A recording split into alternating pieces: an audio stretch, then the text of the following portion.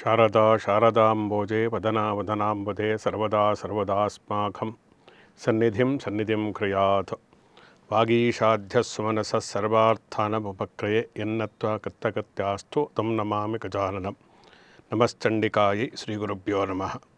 ಧರ್ಮವಾಹಿನಿಯ ಎಲ್ಲ ಆತ್ಮೀಯ ವೀಕ್ಷಕರಿಗೆ ಪ್ರೇಕ್ಷಕರಿಗೆ ನಮಸ್ಕಾರ.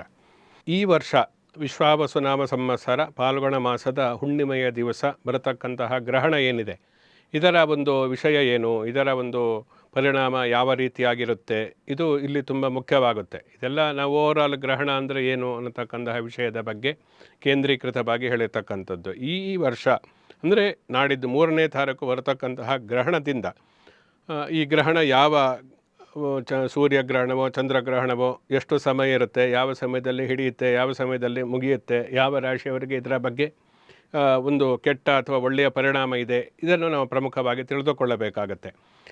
ಹೋಳಿ ಹುಣ್ಣಿಮೆ, ಪಾಲ್ಗುಣ ಮಾಸದ ಹುಣ್ಣಿಮೆಯ ದಿವಸ ಈ ಕೇತುಗ್ರಸ್ತ ಚಂದ್ರಗ್ರಹಣ ಉಂಟಾಗತಕ್ಕಂಥದ್ದು. ಈ ಗ್ರಹಣ ಏನಿದೆ, ಇದು ನಮ್ಮ ದೇಶಕ್ಕೆ ತುಂಬ ಕಡಿಮೆ ಸಮಯ, ಕೇವಲ 19 ನಿಮಿಷ ಮಾತ್ರ ಇದರ ಆಚರಣೆಯನ್ನು ನಾವು ಮಾಡಬೇಕು. ಆದರೆ ಈ ಗ್ರಹಣ ಹಿಡಿತಕ್ಕಂಥದ್ದು ಮಧ್ಯಾಹ್ನ 3 ಗಂಟೆ 13 ನಿಮಿಷದಿಂದ ಸಾಯಂಕಾಲ 6 ಗಂಟೆ 47 ನಿಮಿಷದವರೆಗೂ ಕೂಡ ಒಟ್ಟಿಗೆ ಒಂದು 58 ಇಷ್ಟು ಸಮಯ ದೀರ್ಘಾವಧಿಯ ಕೇತುಗ್ರಸ್ತ ಚಂದ್ರಗ್ರಹಣ. ಇದರ ಒಂದು ಪರಿಣಾಮ ಏನಿದೆ, ಇದು ಸಾಮಾನ್ಯವಾಗಿ ಸಂಪೂರ್ಣವಾಗಿ ಗೋಚರ ಉತ್ತರ ಮತ್ತು ದಕ್ಷಿಣ ಅಮೇರಿಕಾ, ಆಸ್ಟ್ರೇಲಿಯಾದಲ್ಲಿ, ಪೆಸಿಫಿಕ್ ಸಾಗರ ಇಂತಹದ್ದಲ್ಲಿ ಸಂಪೂರ್ಣವಾಗಿ ಈ ಗ್ರಹಣ ಗೋಚರ ಆಗುತ್ತೆ. ನಮ್ಮ ಭಾರತ ದೇಶದಲ್ಲಿ ಚಂದ್ರೋದಯದ ನಂತರದಲ್ಲಿ ಇದು ಹೃದ್ಗೋಚರ ಆಗುವುದರಿಂದ ಆ ಸಮಯದಲ್ಲಿ ಮಾತ್ರ ಇದರ ನಾವು ಆಚರಣೆಯನ್ನು ಮಾಡಬೇಕಾಗುತ್ತೆ. ಅಂದರೆ ಗ್ರಹಣ ಸಂಪೂರ್ಣವಾಗಿ ನಾವು ಆಚರಣೆ ಮಾಡತಕ್ಕಂತಹ ಅಗತ್ಯ ಇಲ್ಲ. ಅಂದರೆ 6:47ಕ್ಕೆ ಈ ಗ್ರಹಣ ಮುಗಿತಕ್ಕಂಥದ್ದು. 6 ಗಂಟೆ 27 ನಿಮಿಷದಿಂದ ಈ ಗ್ರಹಣ ಚಂದ್ರೋದಯ ಆಗತಕ್ಕಂಥ ಚಂದ್ರೋದಯ ಆದ ನಂತರದಲ್ಲಿಯೇ ಈ ಗ್ರಹಣದ ಒಂದು ಆಚರಣೆಯನ್ನು ನಾವು ಮಾಡಬೇಕು. ಅದರಿಂದ ಚಂದ್ರೋದಯ ಸಮಯಕ್ಕೆ ಮತ್ತು ಗ್ರಹಣ ಮುಗಿತಕ್ಕಂತಹ ಮೋಕ್ಷ ಕಾಲಕ್ಕೆ ಕೇವಲ 19 ನಿಮಿಷ ಅಷ್ಟೇ ಸಮಯ ಇರುವುದರಿಂದ ಆ ಸಮಯದಲ್ಲಿ ಗ್ರಹಣದ ಸಮಯದಲ್ಲಿ ಮಾಡತಕ್ಕಂತಹ ಆಚರಣೆಯನ್ನು ನಾವು ಮಾಡಬೇಕು. ಜಪ ತಪ ತರ್ಪಣವನ್ನು ಮಾಡತಕ್ಕಂಥವ್ರು, ದಾನ ಧರ್ಮಗಳನ್ನು ಮಾಡತಕ್ಕಂಥವ್ರು ಎಲ್ಲವೂ ಕೂಡ ಆ 19 ನಿಮಿಷದಲ್ಲೇ ಮಾಡಬೇಕು. ಅಲ್ಪಕಾಲದ ಒಂದು ಗ್ರಹಣ ಇದ್ದಾಗ ಯಾವ ರೀತಿ ಆಚರಣೆಯನ್ನು ಮಾಡಬೇಕು ಅಂತೇಳಿ ಹೇಳಿದ್ದಾರೆ. ಅಂದರೆ ಸಿಂಪಲ್ಲಾಗಿ ತರ್ಪಣವನ್ನು ಕೊಡುವುದಕ್ಕೆ ಸಾಧ್ಯ ಇದೆ. ಎಷ್ಟು ಜಪ ಇರುತ್ತೋ ಅಷ್ಟೇ ಮಾಡ್ಬೋದು. 108 ಮಾಡಲಿಕ್ಕೆ ಸಾಧ್ಯ ಇಲ್ಲದೇ ಇದ್ದರೆ 108 1000 ಮಾಡಿ ಒಂದು 10 ಜಪವನ್ನು ಮಾಡಿದರೂ ಕೂಡ ಸಾಕು. ಸ್ತೋತ್ರ ಎಷ್ಟು ಸಾಧ್ಯವೋ ಅಷ್ಟೇ ಹೇಳುವುದಕ್ಕೆ ಸಾಧ್ಯ. ವಿಷ್ಣು ಸಹಸ್ರನಾಮ ಸಂಪೂರ್ಣವಾಗಿ ಹೇಳಲಿಕ್ಕಾದರೆ ಶ್ರೀರಾಮ ರಾಮ ರಾಮೇತಿ ರಮೇ ರಾಮೇ ಮನೋರಮೆ ಅಂತಲೂ ಕೂಡ ಹೇಳುವುದಕ್ಕೆ ಸಾಧ್ಯ ಇದೆ. ಈ ರೀತಿಯಾಗಿ ಟೈಮನ್ನು ನಾವು ಅಡ್ಜಸ್ಟ್ ಮಾಡಿಕೊಂಡು ಆ ಗ್ರಹಣದ ಸಮಯದ ಆಚರಣೆಯನ್ನು ನಾವು ಪ್ರಮುಖವಾಗಿ ಮಾಡಬೇಕಾಗತ್ತೆ. ಈ ಗ್ರಹಣ ಸಂಭವಿಸ್ತಕ್ಕಂಥ ಪ್ರಮುಖವಾಗಿ ಉತ್ತರ ಫಲ್ಗುಣಿ ನಕ್ಷತ್ರ ಪುಬ್ಬ ನಕ್ಷತ್ರದ 2ನೇ ಪಾದದಲ್ಲಿ ಸಂಭವಿಸ್ತಾ ಇದೆ. ಸಿಂಹರಾಶಿಯಲ್ಲಿ ಈ ಗ್ರಹಣ ಸಂಭವಿಸ್ತಕ್ಕಂಥದ್ದು. ಆದ್ದರಿಂದ ಪುಬ್ಬ ನಕ್ಷತ್ರದವರಿಗೆ, ಸಿಂಹರಾಶಿಯವರಿಗೆ ಈ ಗ್ರಹಣದ ಒಂದು ಕೆಟ್ಟ ಪರಿಣಾಮ ಅನ್ನತಕ್ಕಂಥದ್ದು ಉಂಟಾಗುತ್ತೆ. ಅದರಿಂದ ಅವರು ಎಚ್ಚರಿಕೆಯಿಂದ ಇರಬೇಕು. ಗರ್ಭಿಣಿ ಸ್ತ್ರೀಯರು, ಅದರಲ್ಲೂ ಪ್ರಮುಖವಾಗಿ ಗರ್ಭಿಣಿಯರು ಏನಿರ್ತಾರೆ, ಈ ಸಿಂಹರಾಶಿಯವರು ಏನಿರ್ತಾರೆ, ಅವರು ಸ್ವಲ್ಪ ಎಚ್ಚರಿಕೆಯಿಂದ ಇರತಕ್ಕಂಥದ್ದು ಒಳ್ಳೆಯದು. ಏನಾದರೂ ಏನೋ ಆಗುತ್ತೆ ಭಯ ಪಡೆದುಕೊಳ್ತಕ್ಕಂಥದ್ದಲ್ಲ. ಗ್ರಹಣ ಒಂದು ಪ್ರಕೃತಿಯಲ್ಲೇ ಸಂಭವಿಸತಕ್ಕಂತಹ ಒಂದು ವಿದ್ಯಮಾನ ಆಗಿರುವುದರಿಂದ ಪ್ರಕೃತಿಯ ಅವಿಭಾಜ್ಯ ಅಂಗವಾದಂತಹ ಮನುಷ್ಯನ ಮೇಲೆ ಗ್ರಹಣದ ಪರಿಣಾಮ ಉಂಟಾಗಿ ಆಗುತ್ತೆ. ಪರಿಣಾಮ ಅಂದರೆ ಅದು ಒಳ್ಳೆಯದು ಆಗಿರಬಹುದು, ಕೆಟ್ಟದ್ದು ಆಗಿರಬಹುದು. ಗ್ರಹಣ ಸಮಯದಲ್ಲಿ ಕೆಟ್ಟ ಪರಿಣಾಮ ನಿರ್ದಿಷ್ಟವಾದಂತಹ ರಾಶಿಯವರಿಗೆ, ನಕ್ಷತ್ರದವರಿಗೆ ಆಗುತ್ತೆ ಅಂತೇಳಿ ಹೇಳ್ತಾರೆ. ಅವರು ಮಾತ್ರ ಮಾಡಬೇಕು, ಎಲ್ಲರೂ ಮಾಡಬೇಕು ಅಂತೇಳಿ ಅರ್ಥ ಅಲ್ಲ. ಆದ್ದರಿಂದ ಈ ವಿಚಾರದಲ್ಲಿ ಸಿಂಹರಾಶಿಯವರು, ಗರ್ಭಿಣಿಯರು ಏನಿದ್ದಾರೆ, ಗ್ರಹಣದ ಸಮಯದಲ್ಲಿ ಹೇಳಿರ್ತಕ್ಕಂತಹ ನಿಯಮವನ್ನು ಅವರು ಪಾಲನೆ ಮಾಡತಕ್ಕಂಥದ್ದು ಒಳ್ಳೆಯದು. ಕೇವಲ 19 ನಿಮಿಷ ಮಾತ್ರ. ಇನ್ನು ಗ್ರಹಣದ ಸಮಯದಲ್ಲಿ ಬಾಲ ವೃದ್ಧ ರೋಗಿಗಳು ಅದಕ್ಕೆ ಪೂರ್ವದಲ್ಲಿ, ಅಂದರೆ ಮೊದಲು ನೀವು ಅವತ್ತಿನ ದಿವಸ ಊಟ ಮಾಡಬಾರದು ಅಂತ ಹೇಳಿದ್ದಾರೆ. ಅದನ್ನು ನಾವಿನ್ನೂ ಅನುಕೂಲಸಿಂದು ಮಾಡಿಕೊಂಡ್ರೆ ಒಂದು 8 ಗಂಟೆ ಮೊದಲಾದರೂ ಕೂಡ ಯಾವುದೇ ಆಹಾರವನ್ನು ಸ್ವೀಕರಿಸದೆ ಇದ್ದರೆ ಒಳ್ಳೆಯದು. ಆ ಗ್ರಹಣದ ಸಮಯದಲ್ಲಿ ಕೆಲವೊಂದು ವಿಷಯುಕ್ತವಾದಂತಹ ಒಂದು ಎನರ್ಜಿ ಇರುವುದರಿಂದ ಆ ಸಮಯದಲ್ಲಿ ಹೊಟ್ಟೆ ಖಾಲಿ ಇರಬೇಕು.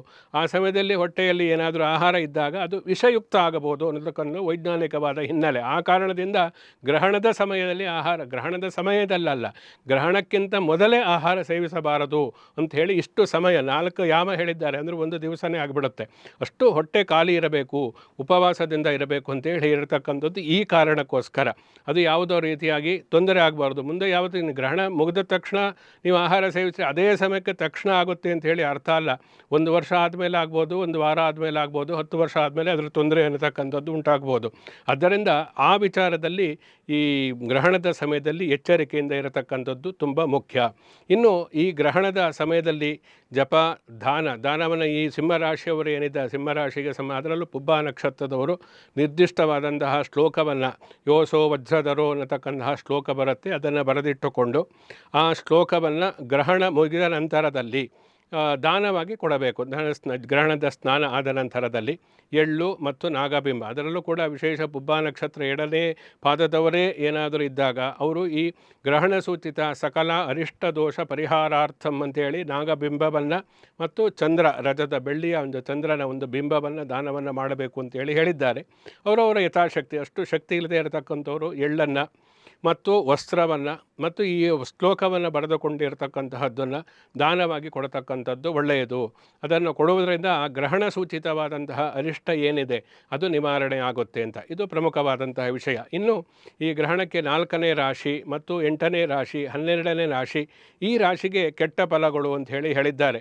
ಅಂದರೆ 12ನೇ ರಾಶಿ ಮಕರ ರಾಶಿ ಆಯಿತು, 12ನೇ ಇದು ಕನ್ಯಾ ರಾಶಿಯವರಿಗೆ ಕೆಟ್ಟ ಫಲ, ವೃಷಭ ರಾಶಿಯವರಿಗೆ ಕೆಟ್ಟ ಫಲ. ಈ 4 ರಾಶಿಯವರು ಕೂಡ ಆ ಗ್ರಹಣದ ಸಮಯದಲ್ಲಿ ಹೇಳಿರತಕ್ಕಂತಹ ನಿಯಮ ಮತ್ತು ಆ ಗ್ರಹಣದ ಸಮಯದಲ್ಲಿ ಆ ದೋಷ ನಿವಾರಣೆಗೋಸ್ಕರ ಏನು ಪರಿಹಾರ, ಈ ದಾನ ಧರ್ಮಗಳನ್ನು ಮಾಡಬೇಕು ಅಂದರೆ ಅದನ್ನು ಸಂಕಲ್ಪಿಸಿ ಗ್ರಹಣ ಮುಗಿದ ನಂತರದಲ್ಲಿ ಅದನ್ನು ದಾನವಾಗಿ ಕೊಡಬೇಕು. ದಾನ ಯಾರಿಗೆ ಕೊಡಬೇಕು? ಎಲ್ಲರೂ ದೇವಸ್ಥಾನಕ್ಕೆ ಹೋಗಿ ದೇವರ ಪೂಜೆ ಮಾಡಿದ ಅರ್ಚಕರಿಗೆ ಕೊಡ್ತಾರೆ.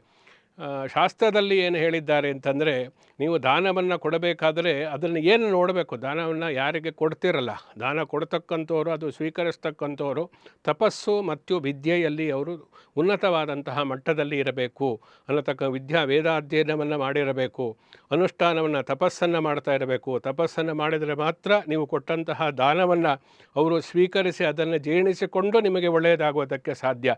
ದಾನ ಕೊಡತಕ್ಕಂಥದ್ದು ಸತ್ಪಾತ್ರರಿಗೆ ಕೊಡಬೇಕು. ಆದ್ದರಿಂದ ದಾನವನ್ನು ಕೊಡಬೇಕಾದರೆ ಅವರ ವಿದ್ಯೆಯನ್ನು ನಾವು ಗಮನಿಸಬೇಕು, ಅವರ ತಪಸ್ಸನ್ನು ನಾವು ನೋಡಬೇಕು, ಎಷ್ಟರ ಮಟ್ಟಿಗೆ ನಿಯಮಗಳನ್ನು ಪಾಲಿಸ್ತಾರೆ, ಎಷ್ಟು ಅನುಷ್ಠಾನವನ್ನು ಇಟ್ಟುಕೊಂಡಿದ್ದಾರೆ, ಎಷ್ಟು ತಪಸ್ಸನ್ನು ಮಾಡ್ತಾರೆ, ಕಾಲಕ್ಕೆ ಸರಿಯಾಗಿ ಅವರು ಮಾಡತಕ್ಕಂತಹ ಕರ್ತವ್ಯಗಳನ್ನು ಮಾಡ್ತಾ ಇದ್ದಾರಾ, ಇವೆಲ್ಲವನ್ನು ನೋಡಿ ಸತ್ಪಾತ್ರರಿಗೆ ದಾನವನ್ನು ಕೊಟ್ಟರೆ ಮಾತ್ರ ಅದು ಸದ್ವಿನಿಯೋಗ ಆಗುತ್ತೆ.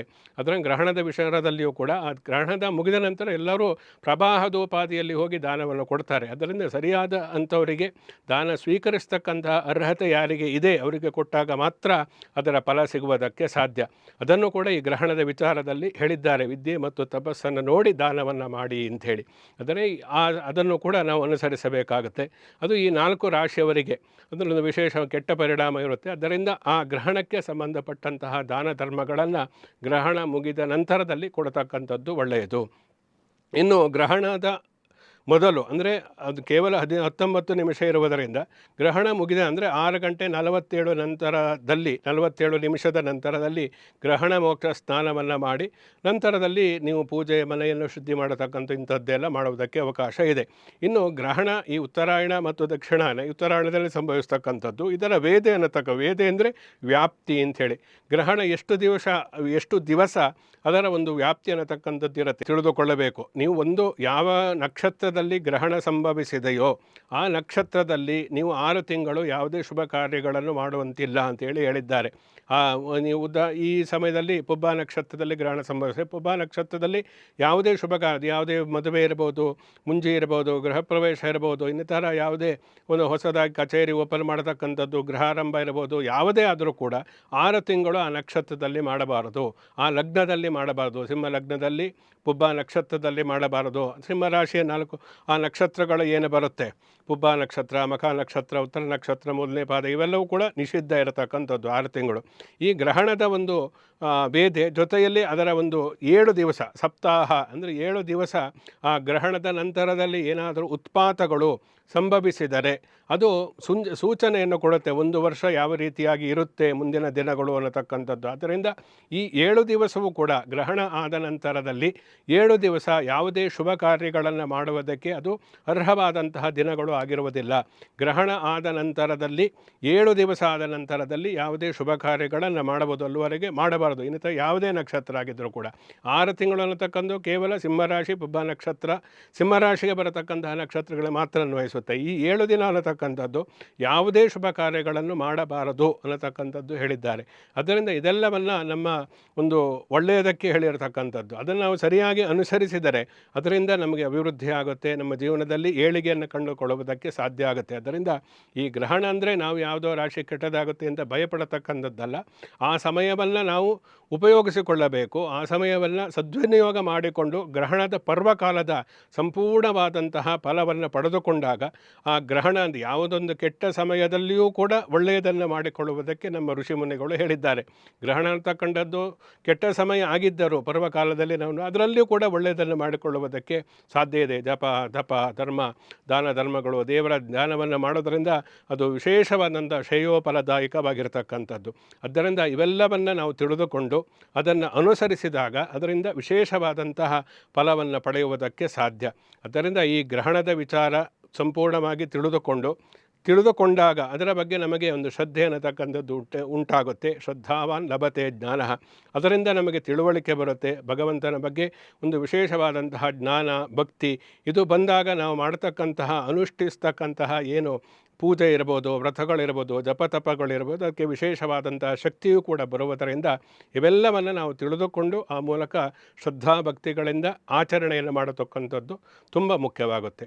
ಸಮಸ್ತ ಸನ್ಮಂಗಳಾನೇ ಭವಂತು. ಶುಭಮಸ್ತು.